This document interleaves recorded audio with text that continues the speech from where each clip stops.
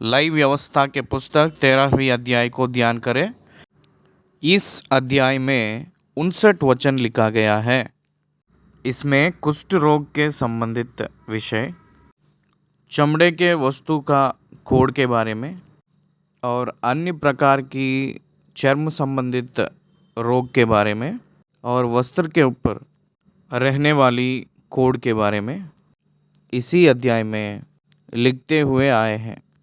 आज के ज़माने में हम लोग 21वीं शताब्दी में स्वास्थ्य रूप में रहने के लिए जो ज़रूरी है आधुनिक वैद्य, ये हम लोगों को सुविधा पे है। ये जो लय व्यवस्था के पुस्तक लिखकर लमसम 3500 वर्ष हुई है। इस्राएलियों ने जंगली की यात्रा में थे। अभी कनान के देश में जाकर वो लोग वहाँ नहीं वास करने लगे। उसी समय परमेश्वर ने मूसा को ये जो जंगली यात्रा में रहने वाली यात्रा करने वाले इस्राएलियों से उन लोगों की स्वास्थ्य संबंधित सावधान प्रिकॉशंस के लिए अनेक प्रकार की कानून दिया गया है। मनुष्यों ने बीमारी में गिरना उस साधारण तौर की विषय है। उतना ही नहीं, 6 लाख लोग वो लोग प्यादे लोग हैं, चलने वाले, अपने पैर से चलने के लायक हैं। मतलब पूरा 20 लाख लोग हैं, वो सब लोग चल सकते हैं। लेकिन ये 6 लाख लोग जो हैं वो लोग आदमी लोग हैं। आदमी लोगों को बल रहता है जो परमेश्वर के अनुग्रह से, तो इसलिए वो लोग प्यादे कहते हैं उन लोगों को। इसका मतलब यह है कि वो लोग बहुत दूर तक चल सकते, क्योंकि आदमी है। आदमी ज़्यादा खाता है, 5 रोटी खाता है, औरत 3 या 4 खा सकती है। 1 रोटी तो कमी तो है, इसलिए उन लोगों को प्यादे कहते हैं। पूरा मिलाकर लमसम 20 लाख लोगों की जनता 12 माइल दूर पे वो लोग कैंपेन करते हुए रहे थे एक जगह। तो 20 लाख लोग एक ही जगह टिके हैं। उस समय उन लोगों के टिकने के वजह से, 20 लाख लोग एक ही जगह रहने के वजह से शारीरिक बीमारियां फैलने की संभावना है, खतरा है। उसी संदर्भ में परमेश्वर ने बहुत ध्यान वो लोग लगाने के लिए परमेश्वर ने नियुक्त किए हैं। ये हम लोग जानना चाहिए। कोई भी किसी प्रकार की शारीरिक रोग हो, वो छूने से फैलने वाली रोग हो या अछूत मतलब ना छूने से फैलने वाली रोग भी हो, उसको इमीडिएटली अटेंड होने की ज़रूरी है कहकर बताया गया है। चाहे वो छूने से फैलने वाली रोग हो या ना छूने से फैलने वाली रोग हो, वो लोग तुरंत अटेंड होना है। भौतिक संबंधित स्वास्थ्य कानून या नियम कह सकते हैं, हेल्थ लॉ। प्रामुख्य रूप में हम लोगों को कुष्ठ संबंधित का रोग के वजह से डरने की आवश्यकता नहीं है आज के ज़माने में। लेकिन उस ज़माने में कुष्ठ की संबंधित रोग के वजह से डरने की आवश्यकता थी। जिसको कुष्ठ रोग आता है उन लोगों को गांव के बाहर रखते थे, क्योंकि वो सब लोगों को फैलने की खतरा थी। There is a danger in it, that's why उन लोग बाहर रखे थे उन लोगों को। इसलिए जनता की स्वास्थ्य के लिए एक प्रत्येक रूप की जागृति या ध्यान उस समय लेना पड़ा। उन लोगों को कैसे पहचानना है, किस रीति से पहचानना है, कुष्ठ रोग को कैसे पहचानना है, और खुजलाहट हुए तो जो निकलता है फोड़ा, उसको कैसे हम लोग पहचानना है? चर्म की उजले दाग को कैसे पहचानना है? चर्म में जलने का घाव हो उसको कैसे पहचानना है? अशुद्धता को कैसे जानना चाहिए या शुद्धता को कैसे जानना चाहिए? ये सब उन लोगों की नॉलेज के लिए लिख रहे हैं। बाइबल के हिसाब से कुष्ठ की रोग आध्यात्मिक तौर से पाप का चिन्ह दिखाता है। ये कुष्ठ रोग को कुछ गुण है। उसको शरीर में सूजन होकर वो दाग होकर उसमें से कुछ फस की टाइप का निकलती रहती है और वो कभी ठीक नहीं होता है। इट ब्लीड्स एवरी टाइम, ये पहला गुण है। और दूसरी गुण ये है कि सेंसेशन ख़त्म हो जाती है। उनको स्पर्श संबंध नहीं होता है, मतलब किसी को भी कुछ जल गया है या कुछ चोट लग गया है या कुष्ठ व्याधि, कुष्ठ रोग जो व्यक्ति को है उसको अगर हम लोग कुछ जलने का चीज़ उसको रखेंगे वहाँ या ठंडा का चीज़ रखेंगे, वो स्पर्श नहीं कर पाते। पाप की गुण भी वैसे ही हैं। पाप करने वाला मैं पाप कर रहा हूँ कहकर सेंस नहीं रहता है, करते ही जाता है। जैसे कुष्ठ रोग निरंतर रहती है वैसे ही पाप भी ठीक नहीं होने के स्थिति में ही रहती हैं अनटिल डेथ। उसके बाद ये दूसरों को फैलने की खतरा है। वैसे ही पाप के गुणों में से भी एक गुण है कि इट रिपेल्स, उसकी प्रतिफल दूसरों के ऊपर भी गिरता है। एक मनुष्य एक ही पाप नहीं करता है, अकेला पाप नहीं करता है, वो दूसरे व्यक्ति को अपने पाप से अफेक्ट करवाता है। इसलिए उस व्यक्ति की पाप दूसरों को अफेक्ट करती है, इसलिए खतरा है, बहुत सावधान से रहना है। इसलिए यहाँ जो कुष्ठ रोग के गुण, पाप की गुण एक ही जैसा है। आध्यात्मिक तौर से हम लोग एक दूसरे का तुलना करते हैं, पाप का और कुष्ठ का।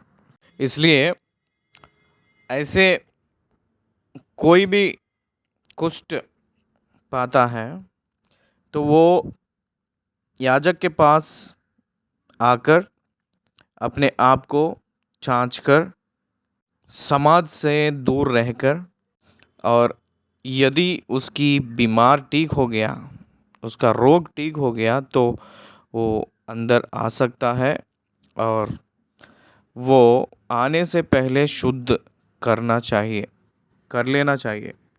ये पूरा रीति भी रखे हैं।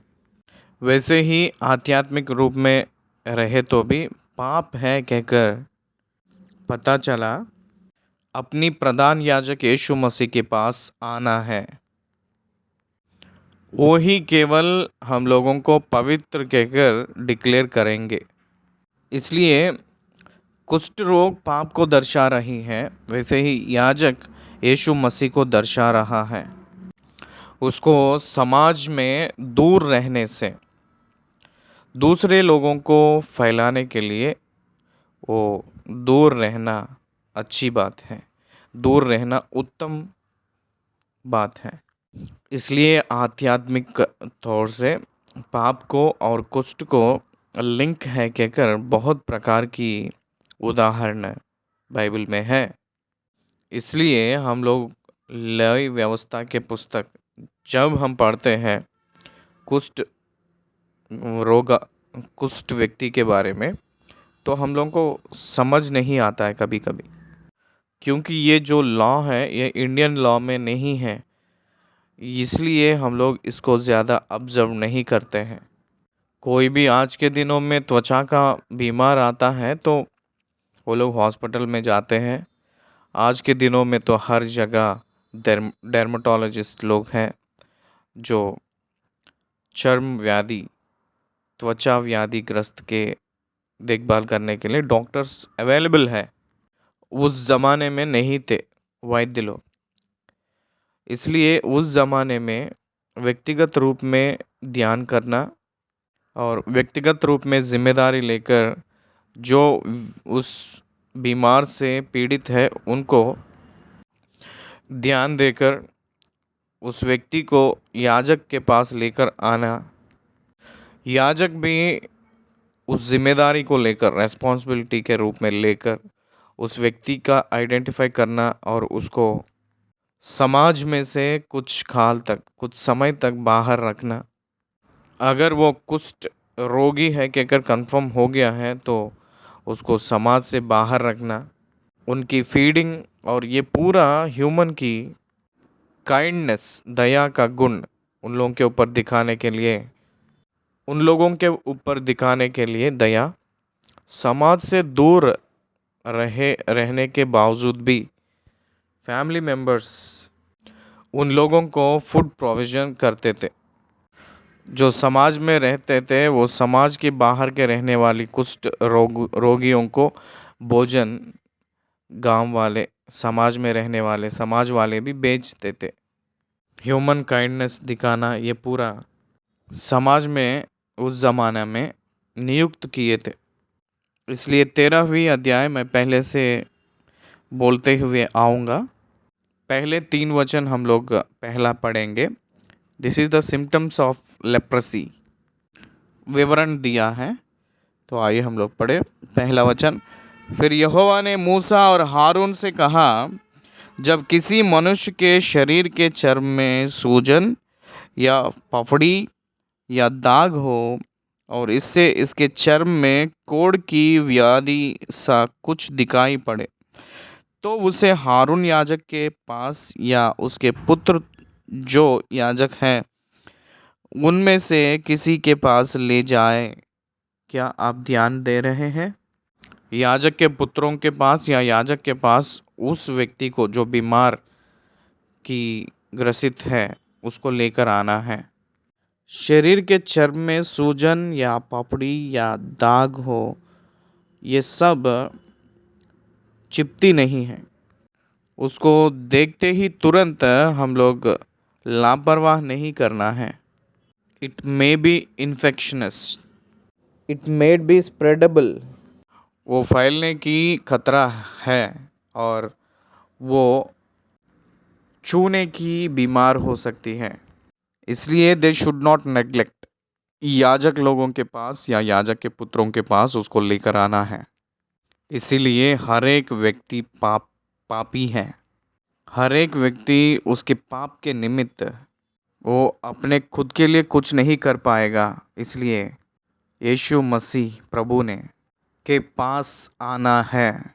अब यीशु मसीह हम लोगों को दिखते नहीं हैं, इसलिए सेवक लोगों के पास आएंगे।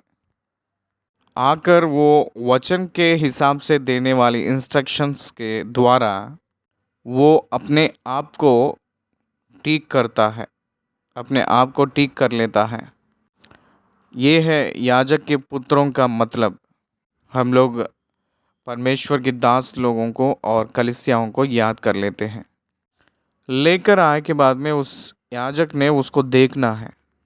तीसरी वचन, जब याजक उसके चर्म की व्याधि को देखे और यदि उस व्याधि के स्थान के रोए उजले हो गए हो और व्याधि चर्म से गहरी दिखाई पड़े, तो वह जान ले कि कोढ़ी की व्याधि है और याजक उस मनुष्य को देखकर उसको अशुद्ध ठहराए।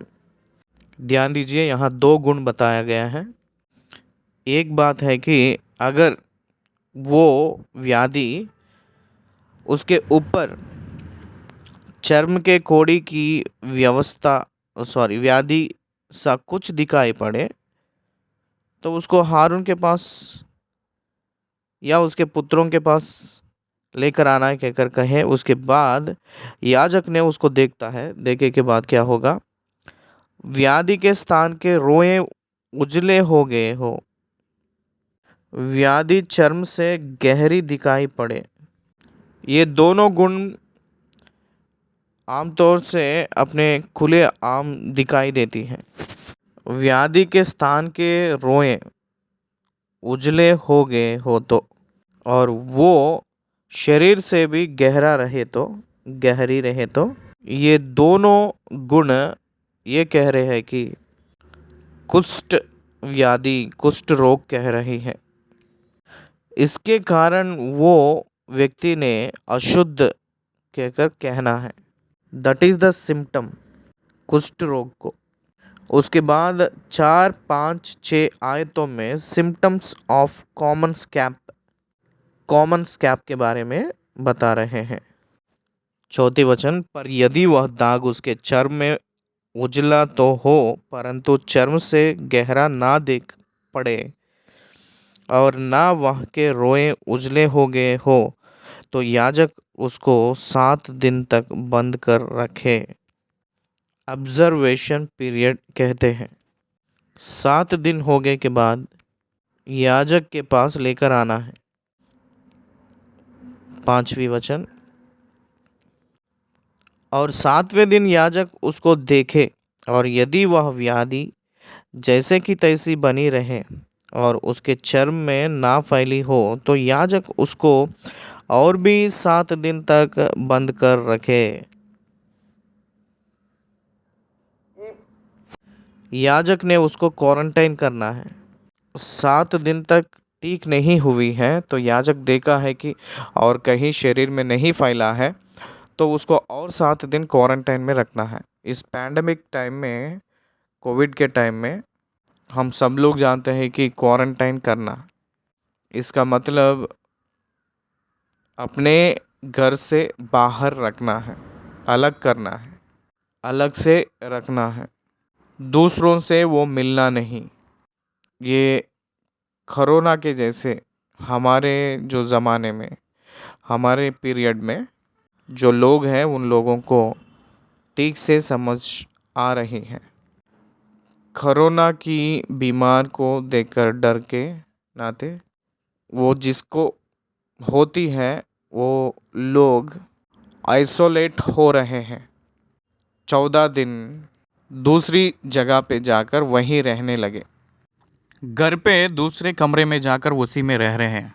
ये भी वैसे ही है, क्योंकि दूसरों को फैलने की खतरा है, इसलिए इस रीति से आइसोलेशन, होम आइसोलेशन में रहना है, बंद रखना है, ऑब्जर्वेशन करना है। दूसरी बार 7 दिन खत्म हुए के बाद और उसके चर्म में ना फैली हो, तो याजक उसको और भी 7 दिन तक बंद कर रखे। और 7वें दिन याजक उसको फिर देखे, और यदि देख पड़े कि व्याधि की चमक कम है और व्याधि चर्म पर फैली ना हो, तो याजक उसको शुद्ध ठहराए, क्योंकि उसके तो चर्म में फफड़ी है और वह अपने वस्त्र धोकर शुद्ध हो जाए। कुष्ठ रोग का गुण फैलती है, लेकिन चर्म में फफड़ी जो है वो फैलती नहीं है। इसलिए अगर हम गौर से ध्यान देंगे तो 4वीं वचन से लेकर 6वीं वचन तक क्या कह रहा है। पर यदि वह दाग उसके चर्म में उजला हो, परंतु चर्म से गहरा ना देख पड़े और ना वह के रोए उजले हो गए हो, तो याजक उसको 7 दिन तक बंद कर रखे। और 7वें दिन याजक उसको देखे, और यदि वह व्याधि जैसी की तैसी बनी रहे और उसके चर्म में ना फैली हो, तो याजक उसको और भी 7 दिन तक बंद कर रखे। और 7वें दिन याजक उसको फिर देखे, और यदि देख पड़े कि व्याधि की चमक कम है और व्याधि चर्म पर फैली ना हो, तो याजक उसको शुद्ध ठहराए, क्योंकि उसके तो चर्म में पपड़ी है। उसके बाद 6वीं और 7वीं वचनों में, अगर वो ग्रसित व्यक्ति याजक के पास आए तो उस समय 2 सप्ताह उसको ऑब्जर्वेशन रखे, और उसके बाद वह पपड़ी उसके चर्म पर बहुत फैल जाए, मान लीजिए फैल गया है, फिर याजक को वो दिखाए जाए। तब यदि याजक को देख पड़े कि पपड़ी चर्म में फैल गई है, तो वह उसको अशुद्ध ठहराए। अशुद्ध के निर्णय लेगा याजक ने। वो जो व्याधि फैलने लग रही है तो वो व्याधि छूने से फैलने वाली बीमार है कहकर और बहुत खतरा भी है कहकर अर्थ आती है। उसके बाद 9वें वचन से हम लोग पढ़ लेंगे। यदि कोढ़ी की सी व्याधि किसी मनुष्य के हो तो वह याजक के पास पहुंचाया जाए। ये पुरानी कोढ़ी के बारे में बता रहा है। एक व्यक्ति को कोढ़ का बीमार आई है और आकर वो ठीक हो गया है। ठीक हो गए के बाद में फिर से वो मान लीजिए आया है, फिर से वो कुष्ठ के रीति से टर्न हुई तो ये पुरानी कुष्ठ, पुरानी कोढ़ किस रीति से रहता है, फिर से उसमें कच्चा मांस दिखाई दी है तो उसको फिर वापस लेकर आना है। 9वें वचन, यदि कोढ़ी की सी व्याधि किसी मनुष्य के हो तो वह याजक के पास पहुंचाए जाए और याजक उसको देखे। और यदि वह सूजन उसके चर्म में उजली हो और उसके कारण रोए भी उजले हो गए हो और उस सूजन में बिना चर्म का मांस हो, ये पूरे जो यहाँ हम पढ़ रहे हैं ना, ये पूरा अपवित्र की चिन्ह है। अशुद्धता यानी अपवित्रता की चिन्ह है ये। 11वें वचन, तो याजक जाने कि उसके चर्म में पुराना कोढ़ है, इसलिए वह उसको अशुद्ध ठहराए और बंद ना रखे क्योंकि वह अशुद्ध है। याजक उसको देखे तो उस समय अगर उसके सूजन चर्म में उजली हो और उसके कारण रोए भी उजले हो और उस सूजन में बिना चर्म का मांस हो तो उसको अशुद्ध ठहराना है याजक ने, क्योंकि उस समाज का खतरा है, क्योंकि it is the responsibility of the public. समाज को जिम्मेदारी है बीमार ना फैलने की जिम्मेदारी इस समाज को है। आज के दिनों में भी, इस ज़माने में भी आप देखिए, कोरोना आए के बाद हम सभी को ये समझ आई है कि सभी लोग अपने आप को, जिसको बीमार होते हैं वो अपने आप बहुत सावधानी से रहना है, अपने आप को बचा लेना है। कोरोना आए हुए लोगों को दूसरे लोग दूर रहकर अपने आप को बचा लेना है। वो ना फैलने के लिए उस चेन को डिस्कनेक्ट करना है। ये हमको बहुत अच्छी तरीक़ा से समझ आया है इस ज़माने में।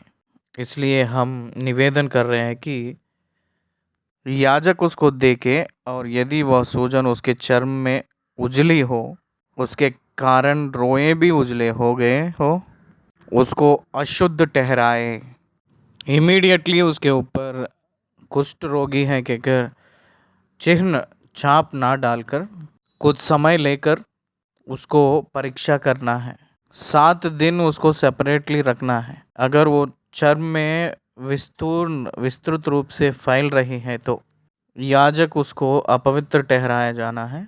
अगर वैसे नहीं फैल रहा है तो फोड़ा का दाग है कहकर उसको निर्णय देकर याजक उस मनुष्य को शुद्ध ठहराए हैं।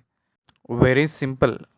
कुष्ठ का फोड़ा दिखा, वो फोड़ा चर्म से भी अंदर रही, गहराई दिखते हुए उसके ऊपर सफ़ेद वाला बाल निकली, उजाला टाइप का दिख रही है और वहाँ कच्चा मांस दिख रही है, तो उसको कुष्ठ रोग कह सकते हैं।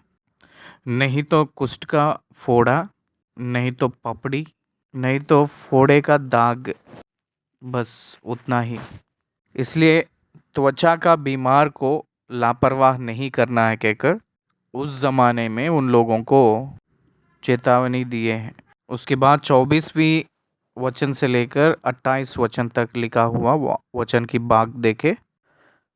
फिर यदि किसी के चर्म में जलने का घाव हो और उस जलने के घाव में चर्महीन दाग लाली लिए हुए उजाला या उजाला ही हो जाए तो याजक उसको देखे, और यदि उस दाग में के रोए उजले हो गए हो और वह चर्म से गहरा दिखाई पड़े तो वह कोढ़ है जो उस जलने के दाग में से फूट निकला है। याजक उस मनुष्य को अशुद्ध ठहराए। ये पूरा अपवित्रताई का सिम्टम्स है, क्योंकि उसमें कोढ़ की व्याधि है। पर यदि याजक देखे कि दाग में उजले रोए नहीं और ना वह चर्म से कुछ गहरा है और उसकी चमक कम हुई है, तो वह उसको 7 दिन तक बंद कर रखे, और 7वें दिन याजक उसको देखे, और यदि वह चर्म में फैल गई हो तो वह उस मनुष्य को अशुद्ध ठहराए, क्योंकि उसको कोढ़ की व्याधि है। परंतु यदि वह दाग चर्म में नहीं फैला और अपने स्थान ही पर जहाँ का तहाँ बना हो और उसकी चमक कम हुई हो, तो वह जल जाने के कारण सूजा हुआ है। याजक उस मनुष्य को शुद्ध ठहराए, क्योंकि वह दाग जल जाने के कारण से है। शायद आप ध्यान दिए हैं कि नहीं, लेकिन त्वचा की बीमार को और कुष्ठ की बीमारी को बहुत links, there are so many reasons है। उसके बाद so many kinds of reasons भी इसमें लिख रहे हैं। अब देखिए, अपने ज़माने में तो डर्मेटोलॉजिस्ट लोग हैं, इसका मतलब बीमारी को संबंधित त्वचा की बीमार को संबंधित वैद्य, वो लोग त्वचा को, चर्म को देखकर बताते हैं ये क्या है। मेरे जान पहचान में एक रोगी व्यक्ति बहुत दिनों से पीड़ित हो रहा है। उस व्यक्ति को वैद्य के पास लेकर गया हूँ। लायंस क्लब में मेरे साथ सुब्बा राव कहकर एक डॉक्टर रहते थे, डर्मेटोलॉजिस्ट। उनके पास लेकर गया था, तो उस बीमार आने के वजह से निकला हुआ फोड़े से बर्दाश्त ना करते हुए, ना झेलते हुए, ना सहते हुए उसको फोड़ा कर दिया था, खुजला के। डॉक्टर ने उसको देखकर, ये बहुत छोटा सा बीमार है, इसको आप फोड़ा बना दिए हैं कहकर एक ऑइंटमेंट दिए थे, कुछ टैबलेट्स दिए थे। वो बहुत दिन तक पीड़ित थे उस स्थिति में। विथिन 1 वीक में वो कंप्लीट हील हो गए थे। इसलिए बहुत चर्म की व्याधियों को, त्वचा की बीमारों को वैद्य हैं, त्वचा की बीमारों को वैद्य हैं। कुष्ठ को भगाने की जिम्मेदारी गवर्नमेंट ली है। कुष्ठ व्याधिग्रस्त लोगों को कॉलोनीज और घर वर सब कुछ बनाकर उन लोगों को खिलाने पिलाने पोषण पालन की है गवर्नमेंट ने। सामाजिक लोग भी इस कुष्ठ रोगी व्यक्तियों के ऊपर बहुत प्रेम दया दिखाए थे। उन लोगों के लिए जो भोजन और उन लोगों का पालन पोषण के लिए जो ज़रूरी है, और उन लोगों की बच्चों की एजुकेशन के बारे में भी ध्यान दिए हुए लोग बहुत लोग हैं। इसलिए कुछ लोग क्रिश्चियन मिशनरीज जो कुष्ठ व्याधिग्रस्त के लोगों को सांत्वना देते हुए उन लोगों को पीछे रहकर, उन लोगों के पीछे खड़े होकर उन लोग के लिए सपोर्ट किए थे बहुत क्रिश्चियन मिशनरीज ने। क्यों ये कह रहे हैं? क्योंकि ये कुष्ठ रोग से बहुत लोग प्राचीन काल में, पुराना काल में सफ़र हुए थे। बहुत लोग पाप करने के वजह से ये कुष्ठ का बीमार आती है कहकर सोचते हैं, नहीं, पाप के वजह से आती है ये बीमार कहकर जो सोच है वो गलत है। वो शरीर में रहने वाली स्थिति गति के वजह से आई हुई बीमार है वो। परंतु पाप करने के वजह से ये कुष्ठ का व्याधि उसको फैला है कहकर नहीं सोचना।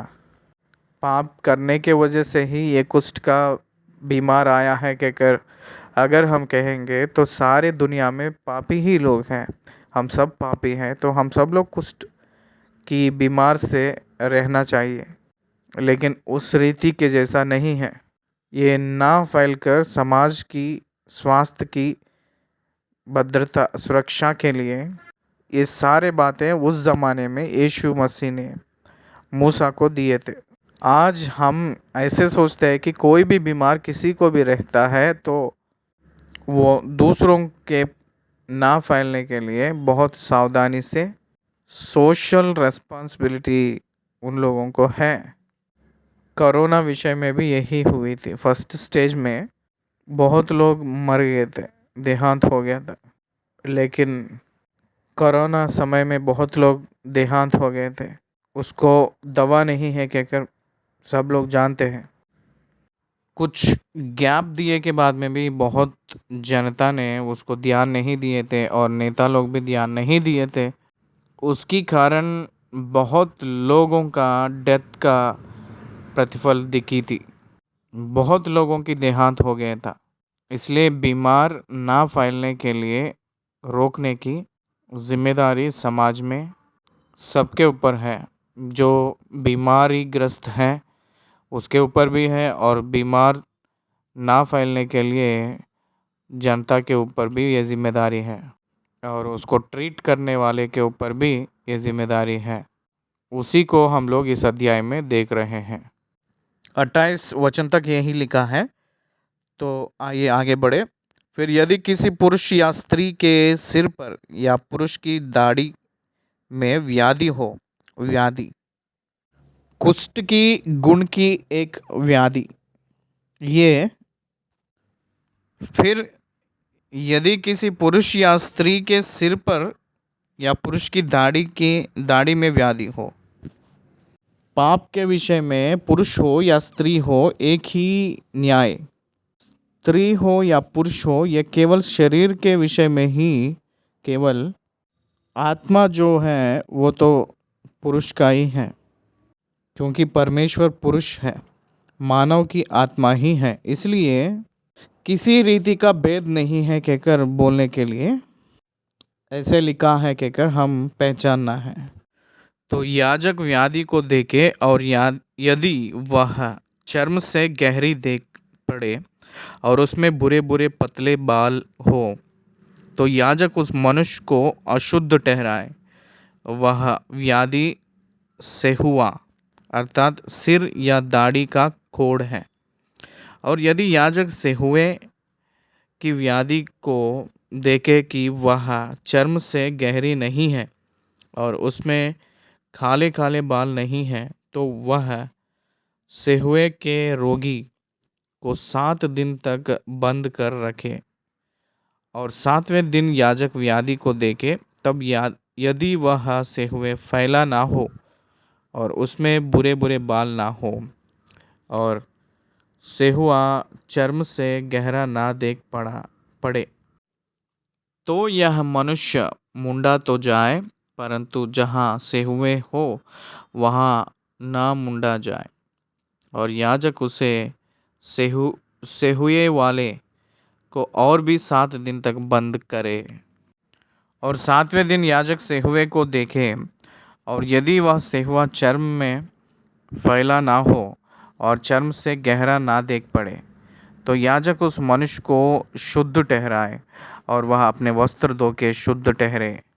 अगर इसी को हम लोग आध्यात्मिक ओर से देखेंगे तो एक व्यक्ति पापी ठहरे, वो पापी है कहकर पहचानेंगे तो वो अपने आप पश्चाताप से प्रभु के पास आकर उसकी पाप को छोड़ने के लिए अगर वो मन में ठान लिया तो विश्वास के वजह से वो पवित्र ठहरेगा। उसकी वस्त्र को धोना, इसका मतलब वो अपने अपने कार्य को धो लेना है, पवित्र कर लेना है। उद्धार पाया हुआ हर एक व्यक्ति ने अपने पाप के वजह से पश्चाताप करना ही नहीं, उस कार्यों को भी विसर्जन करना है। अपना शरीर की अपवित्रता की जो गंदगी है वो पूरा ना छूने का अपने शरीर को परमेश्वर को सौंपना है। उसी अर्थ आने के लिए यहाँ इस रीति की प्रत्येकता यहाँ दिख रही है। 35वीं वचन, पर यदि उसके शुद्ध ठहरने के पश्चात सेहुआ चर्म में कुछ भी फैले तो याजक उसको देखे, और यदि वह चर्म में फैला हो तो याजक बुरे बुरे बाल ढूंढे, क्योंकि वह मनुष्य अशुद्ध है। अगर ऐसे इसी रीति से अगर वो दिखेगा तो अशुद्ध कहना है। परंतु यदि उसकी दृष्टि में वह सेहुआ जैसे का तैसा बना हो और उसमें काले काले बाल जमे हो तो वह जाने की सेहुआ चंगा हो गया है और वह मनुष्य शुद्ध है, याजक उसको शुद्ध ही ठहराए। देखिए वो ड्राई स्केल होता है, डिफरेंट डिफरेंट ट्रीटमेंट्स, ये पूरा। अगर वो सेहुए नहीं फैल रही हैं तो वो शुद्ध है कहकर पता चल रही है। वो सेहुए अगर फैल रही हैं तो वो अपवित्र कहकर पता चल रही है। ठीक हो गया है तो वो चंगा हो गया है तो वो पवित्र कहकर शुद्ध कहकर पता चल रही है। इसलिए यहाँ व्यक्ति से कुछ निमित्त नहीं है, बीमार से ही निमित्त है।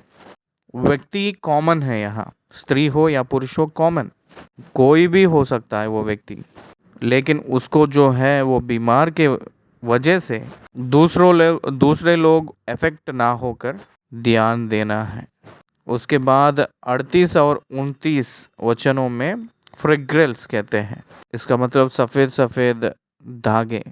38 वचन में, फिर यदि किसी पुरुष या स्त्री के चर्म में उजाले दाग हो तो याजक देखे, और यदि उसके चर्म में वे दाग कम उजाले हो तो वह जाने कि उसको चर्म में निकली हुई दाद ही है, वह मनुष्य शुद्ध ठहरे। ये जो दाद है वो एक्सटेंड नहीं हो रहा है। त्वचा बीमारियों की वैद्यों के पास जब जाएंगे तो उस दांत के चारों तरफ गोल गोल एक स्केच पेन से राउंड लगाते हैं डॉक्टर्स ने। 2 दिन के बाद देखेंगे तो वो जो दाद फैली है तो फूलती है, नहीं तो फैलती है।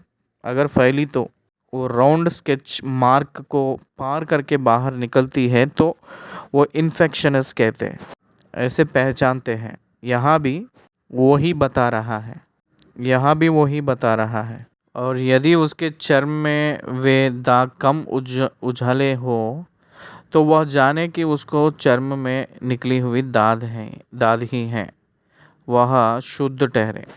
40वीं वचन में बाल्ड हेड गंजापन के व्यक्ति के बारे में लिख रहे हैं। इसका मतलब बाल्ड हेड वो एक चूने से फैलने वाली बीमार नहीं है, वो छुएगा तो दूसरों को फैलने वाली बीमार नहीं है। इसका मतलब बाल उखड़ना, बाल जड़ना, बाल जड़कर सर पूरा काली होना, अत्यधिकता में पुरुष में ये देखते हैं हम लोग। 40वीं वचन, फिर जिसके सिर के बाल जड़ गए हो तो जानना कि वह जंदुला तो है परंतु शुद्ध है। जंदुला अपवित्रता ही, अशुद्धता ही नहीं, छूने से फैलने वाली नहीं, इसलिए वो पवित्र है। ध्यान दीजिए कितना कीन ऑब्जर्वेशन है। दाद हो, दब्बा हो या कुष्ठ हो या कुछ भी हो, सोहुए हो, सेमहुए हो, ध्यान दीजिए कितना कीन ऑब्जर्वेशन है। उस ज़माने में सोशल रेस्पॉन्सिबिलिटी, समाज के ऊपर जिम्मेदारी, इसलिए याजक के पास वो आना है या दूसरा व्यक्ति उसको लेकर आना है, ऐसे वो लोग करते थे। 42 वचन से लेकर 44 वचन तक कुष्ठ के व्याधि के बारे में बता रहे हैं। और जिसके सिर के आगे के बाल जड़ गए हो तो वह माते का जंदुला तो है परंतु शुद्ध है। परंतु यदि जंदुले सिर पर या जंदुले माथे पर लाली लिए हुए उजली व्याधि हो तो जानना कि वह उसके जंदुले सिर या चंदुले माथे पर निकला हुआ कोढ़ है। जड़ने का चंदुला ठीक है, लेकिन उस चंदुले के ऊपर कुष्ठ आएगा तो वो कुष्ठ के हिसाब से ही निर्णय किया जाएगा। याजक उसको देखे और यदि व्याधि की सूजन उसके चंदुले सिर या चंदुले माथे पर ऐसी लाली लिए हुए उजली हो जैसा चर्म के कोड़ में होता है, तो वह मनुष्य कोढ़ी है और अशुद्ध है, और याजक उसको अवश्य अशुद्ध ठहराए, क्योंकि वह व्याधि उसके सिर पर है। उसकी कुष्ठ उसके माथे पे, उसके सर पे है कहकर कह रहा है। साधारण तौर से कुष्ठ व्याधि ग्रस्त लोग को हम लोग हाथ पैर देखते हैं, हाथ खा लेते हैं, सेंस नहीं रहता, चर्म उकड़ती है। पैर भी देखिए, उंगलियां पूरा उकड़ जाते हैं, सेंस नहीं रहता है। लेकिन ई कुष्ठ सर पे आती है। ये एक प्रकार की कुष्ठ की व्याधि है। 44 वचन तक इस कुष्ठ के बारे में बताए थे। उसके बाद 45 वचन से 46 वचन तक उस व्याधिग्रस्त के व्यक्ति को क्या करना है बताए थे। समाज से दूर रखना है, छावनी से दूर रखना है। छावनी मतलब निवास रहने वाली स्थान, उससे वो उसको बाहर भेजना है। पढ़ रहा हूँ, ध्यान दीजिए। जिससे वह व्याधि हो, उस खोड़ी के वस्त्र फटे और सिर के बाल बिखरे रहें, और वह अपने ऊपर वाले होठ को डाफे हुए अशुद्ध अशुद्ध पुकारा करे। जितने दिन तक वह व्याधि उसमें रहे, उतने दिन तक वह अशुद्ध रहेगा, और वह अशुद्ध ठहरा रहे, इसलिए वह अकेला रहा करे। उसका निवास स्थान छावनी के बाहर हो। ये भी समाज में प्रत्येक रूप में लेने वाली एक जिम्मेदारी और सुरक्षा कहकर हम सीखना है। कुष्ठ व्याधि व्यक्ति, उसमें कुष्ठ रहने की वजह से वो मैं अशुद्ध हूँ कहकर पुकारना है। वो अपने आप को अशुद्ध हूँ कहकर वो चिल्लाना है। वैसे अशुद्ध अशुद्ध कहकर चिल्लाएंगे तो दूसरे लोग वहाँ से भाग जाएंगे। आज भी कुष्ठ व्यक्ति को कोई भी छूता नहीं है, और कुष्ठ व्यक्ति कहीं दिखेगा तो दूर से भाग जाते हैं। ये उसकी ज़माने की बात है, लेकिन आज देखिए, आज वो व्याधि ख़त्म हो चुकी है।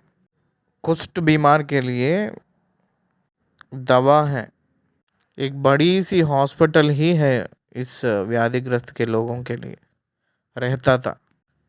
चिलकलुरुपेटा कहकर एक जो गांव है आंध्र प्रदेश में, गुंटूर डिस्ट्रिक्ट में, वहाँ भी एक मिशनरी आकर बहुत बड़ा सेवकाई किए थे जो कुष्ठ व्याधि ग्रस्त के बीच में। और क्रिश्चियंस लोग, बहुत लोग कुष्ठ व्याधिग्रस्त लोगों को बहुत हॉस्पिटैलिटी, बहुत मदद किए थे। समाज से दूर रहना है। वो लोग भी ह्यूमन बीइंग्स ही तो हैं, वो लोग भी इंसान ही तो हैं, इसलिए वो लोग को दूर रखते थे। दूर इसलिए रखते हैं कि वो लोग छुटकारा पाने के लिए, ना कि उन लोगों को अलग करके करे। उस विषय के लिए जो भी ज़रूरत है, सारे गवर्नमेंट लोग कोशिश किए थे कि उसको ठीक करने। आश्चर्य लगता है, आज भी कुछ लोग व्याधिग्रस्त से पीड़ित होने वाले बेगर्स के रूप में, वो लोग बाज़ारों में जाते वक्त बहुत लोग उन लोगों को मदद करते हैं, स्ट्रीट्स में जब जाते वक्त। इसलिए कोई भी व्यक्ति किसी भी बीमार से हो, उसको हम लोग दूर नहीं रखना है। इसलिए वो बीमार को दूर करने के लिए ही रख रहे हैं, लेकिन उन लोगों को दूर करने नहीं। उस व्यक्ति के बीमार ही लोप है, ना कि उस मनुष्य की। वही बाइबल बताती है।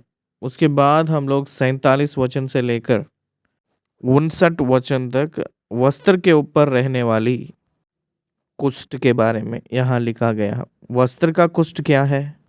कितना ध्यान दिए हैं वो लोग, ध्यान से देखिएगा। इसका मतलब वस्त्र भी छूने वाली जो फैलती है बीमार, उसकी कारण ना रहकर शुद्ध वस्त्र पहनना है। क्योंकि उस जमाने में चमड़ा की, शरीर की वस्त्र पहनते थे। आज हम लोग जर्किन्स कहते हैं, लेदर वाली।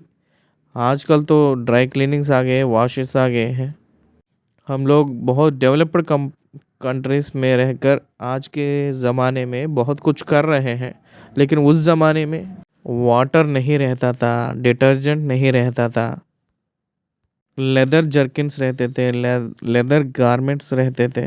वो रेनी सीजन आते ही वो नम्र होकर उसमें से निकलने वाली कीटाणु आकर फैल कर वो बहुत लोगों के उस वहाँ फैल कर उन लोगों को भी पीड़ित कर कर रहते थे। इसलिए क्योंकि ये जो है चर्म, त्वचा भी टैनिक ही तो है, जानवर से टैन किए हैं ना वो जो वस्त्र पहनते हैं वो। इसलिए वो समस्या ना आने के लिए वस्त्र के ऊपर रहने वाली कुष्ठ, इसके बारे में बात करते हुए आए हैं। चलो देखेंगे, पढ़े। फिर जिस वस्त्र में कोढ़ की व्याधि हो, चाहे वह वस्त्र उनका हो चाहे सनी का, वह व्याधि चाहे उस सनी या ऊन के वस्त्र के ताने में हो चाहे बाने में, या वह व्याधि चमड़े में या चमड़े की बनी हुई किसी वस्तु में हो, यदि वह व्याधि किसी वस्त्र के चाहे ताने में चाहे बाने में या चमड़े में या चमड़े की किसी वस्तु में हरी हो या लाल सी हो, तो जानना कि वह कोढ़ की व्याधि है और वह याजक को दिखाई जाए। वो चर्म को लगेगा तो वो बहुत परेशान होंगे, पीड़ित होंगे, तो इसलिए उसको निकाल देना है, उसको आग से जला देना है। 50वें वचन, और याजक यदि व्याधि को देखे और व्याधि वाली वस्तु को 7 दिन तक लिए बंद करे और 7वें दिन वह उस व्याधि को देखे, और यदि वह वस्त्र के चाहे ताने में चाहे बाने में या चमड़े में या चमड़े की बनी हुई किसी वस्तु में फैल गई हो, तो जानना कि व्याधि गलित कोढ़ है। इसीलिए वह वस्तु चाहे कैसे ही काम में हो क्यों ना आती हो, तो भी अशुद्ध ठहरेगी। वह उस वस्त्र को जिसके थाने या बाने में या व्याधि हो, चाहे वह ऊन का हो चाहे सनी का हो, ये चमड़े की वस्तु हो, उसको जला दे। वह व्याधि गालित खोड़ की है, वस्त्र आग में जलाई जाए। यदि याजक देखे कि वह व्याधि उस वस्त्र के ताने या बाने में या चमड़े की उस वस्तु में नहीं फैली, तो जिस वस्तु में व्याधि हो उसके धोने की आज्ञा दे, तब उसे और भी 7 दिन तक बंद कर रखे, और उसके धोने के बाद याजक उसको देखे, और यदि व्याधि का ना तो रंग बदला हो और ना व्याधि फैली हो, तो जानना कि वह अशुद्ध है, उसे आग में जलाना, क्योंकि चाहे वह व्याधि भीतर चाहे ऊपरी हो, तो भी वह खा जाने वाली व्याधि है। पर यदि याजक देखे कि उसके धोने के पश्चात व्याधि की चमक कम हो गई, तो वह उसको वस्त्र के चाहे ताने चाहे बाने में से या चमड़े में से फाड़ के निकाले, और यदि वह व्याधि तब भी उस वस्त्र के थाने या बाने में या चमड़े की उस वस्तु में दिखाई पड़े, तो जानना कि वह फूट के निकली हुई व्याधि है, और जिसमें वह व्याधि हो उसे आग में जलाना। यदि वह वस्त्र से जिसके ताने या बाने में व्याधि हो या चमड़े की जो वस्तु हो उससे जब धोई जाए और व्याधि जाती रहे तो वह दूसरी बार धुलकर शुद्ध ठहरे।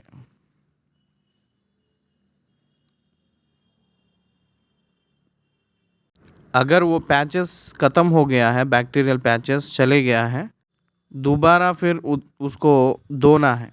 पहली बार धोकर एक सप्ताह तक रखे के बाद वो सूख गए के बाद में उसके वस्त्र दोबारा उसको धोना है। कहकर मूसा ने कह रहा था तो मूसा को परमेश्वर ने कह रहे हैं, प्रजा को भी मूसा ने कह रहा है। ये पूरा हम सीखे हैं। कुष्ठ व्याधिग्रस्त के बारे में इतना हम सीखे हैं। लेंथी चैप्टर लिखे हैं, 59 वचन 13वीं वचन में लिखा है। ऊन या सनी 59 वचन, ऊन या सनी के वस्त्र में के ताने या बाने में या चमड़े की किसी वस्तु में जो खोड़ की व्याधि हो उसके शुद्ध और अशुद्ध ठहराने की यही व्यवस्था है।